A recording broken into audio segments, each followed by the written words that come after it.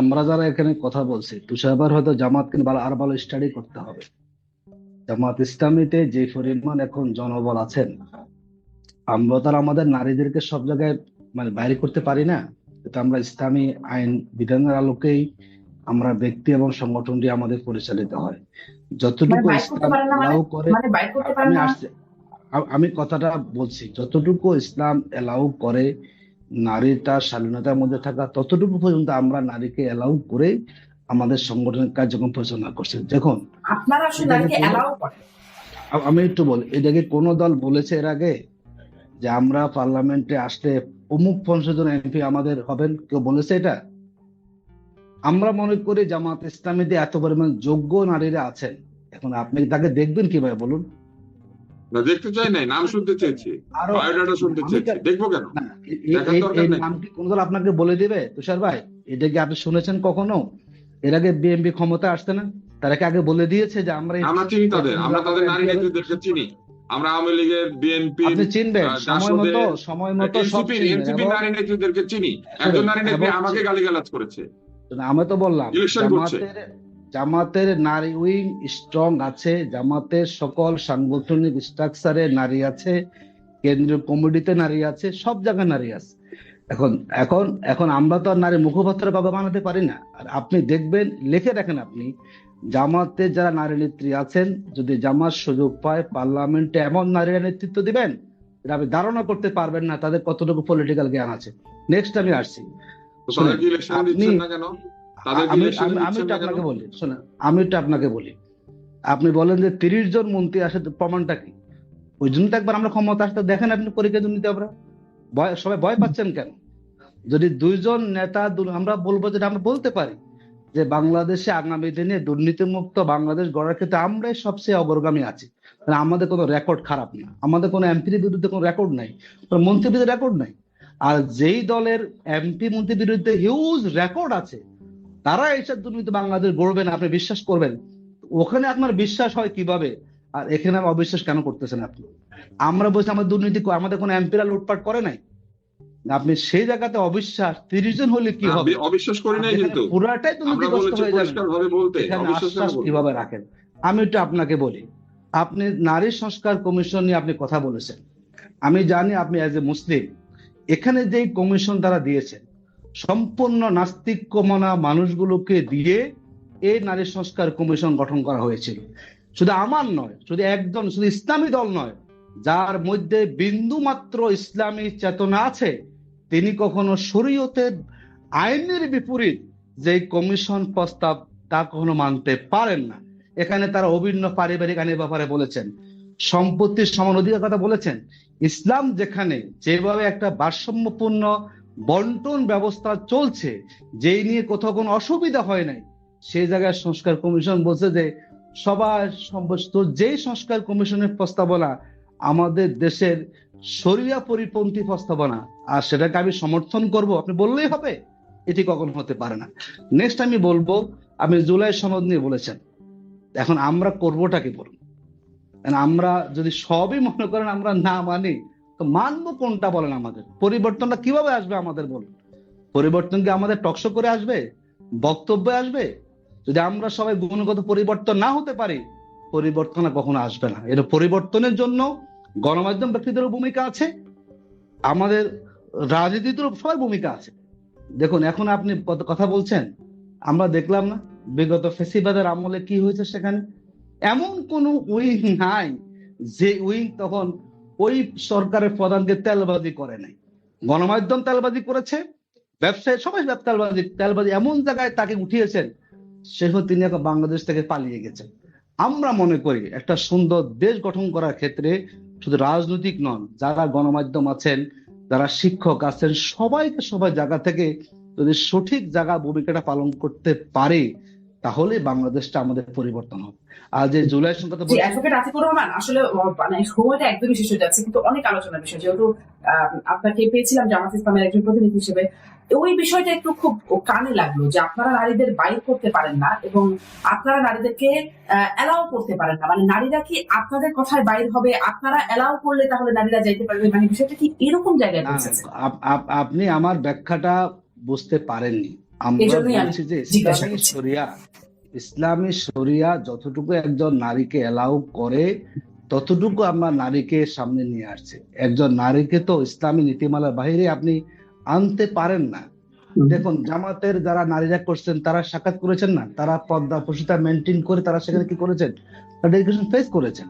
এবং যদি আমরা সংসদে যাই, আমাদের নারীরা সে স্বাধীনতা পার্লামেন্টে যাবেন। তা আমরা কি বলি যে আমরা সেই পর্দা প্রসিতা মেনটেন করে যদি প্রার্থীও হতেন তাহলে হয়তো আমাদের এই প্রশ্নগুলো আর আসতো না। হ্যাঁ, একটা ওই যে ইসলাম, আপনারা শরিয়ার কথা বলছেন, আপনারা আসলে কোন ইসলামটা বাস্তবায়ন করবেন? মানে আপনাদের ইসলাম নাকি ইসলামী আন্দোলনের যে ইসলাম, যারা আপনারা ক্ষমতায় আসলে ইসলাম ধ্বংস হয়ে যাবে এরকম কথা বলে, কোন ইসলামটা আসলে থাকবে যখন মানে জোটটা ক্ষমতায় আসে? আপনার এই প্রশ্নের মধ্যে কিন্তু সমস্যা আছে। কোন ইসলাম? মানে ইসলাম তো একটাই। আপনি ইসলামকে ডিভিশন কেন করছেন? না, আপনাদের মিত্র দলগুলির মধ্যে একটি দল আছে, আপনাদের মিত্র দলগুলির মধ্যে একটি দল আছে যারা এটা বলেছে সবার জন্য সমান। আমরা কি আলাদা ইসলাম পালন করি?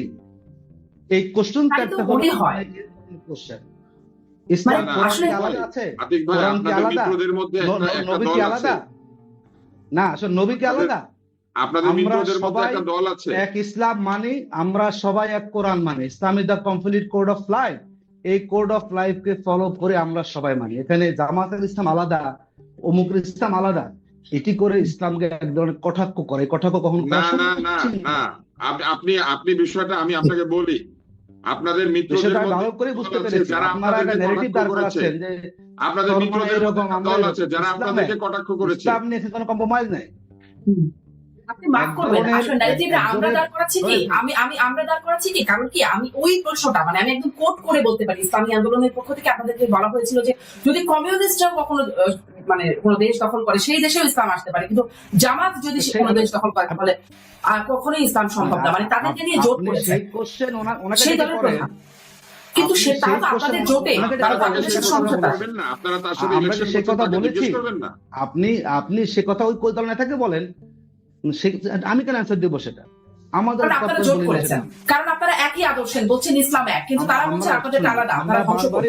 আমরা বারবারে বলি এই যে হচ্ছে একটা রাজনৈতিক সমঝোতা, আমরা একসাথে ইলেকশন করব। প্রত্যেকটা দলের নীতি গঠনতন্ত্র তার জায়গা থেকে আলাদা আলাদা আছে, এবং কেউ কারো দল বিলুপ্ত করে এখানে আসে নাই। আমরা দেখলাম যে দল বিলুপ্ত করে বিএনপিতে যোগ দিয়েছে। এখানে সবাই দলের জায়গায় ঠিক আছে, সেখানে প্রত্যেক দল তার মতো করে তারা প্রোগ্রাম করবেন। শুধুমাত্র রাজনৈতিক একটা লক্ষ্যকে সামনে রেখে আসল সমঝোতা এখানে হয়েছে।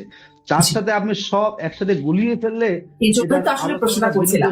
আমার মনে হয় ডাক্তার আব্দুল তুষার একটু স্পষ্ট করবেন এই বিষয়ে। আমি শুধু এই জন্যই আমি এই প্রশ্নটা করছিলাম যে যেহেতু আপনারা একসাথে মিলছেন, আদর্শ মিলছেন, এখন আদর্শগত জায়গায় যে পার্থক্যের জায়গাটা আমরা শুনে আসছি যে আপনারা আসলে ইসলাম ধ্বংস করছেন, মানে জামাত ইসলামী, যেটি তাদের অভিযোগ। আবার আপনি বলছেন ইসলাম তো একই, যদি একই হয় তাহলে আপনারা ধ্বংস করছেন তারা রাখছেন, এরকম বক্তব্যটা আসে কেন? তখনই তো আমাদের মধ্যে সন্দেহ তৈরি হয়। তো যদি ডাক্তার আব্দুল তুষার আপনি স্পষ্ট করতে পারেন আপনি কি বুঝলেন, আমরা মানে শেষের দিকে একদম।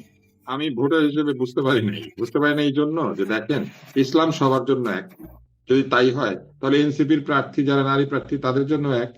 তাহলে এনসিপির নারী প্রার্থীরা পর্দা পালন না করে, ইসলামের শরিয়া পালন না করে তারা এসে জামাতে ইসলামের সাথে ভোট ভাগাভাগি করছেন। জামাতের ভোটাররা তাহলে তাদেরকে ভোট দিবেন, তো তাহলে কেন ভোট দিবেন যারা শরিয়া পালন করে না তাদেরকে?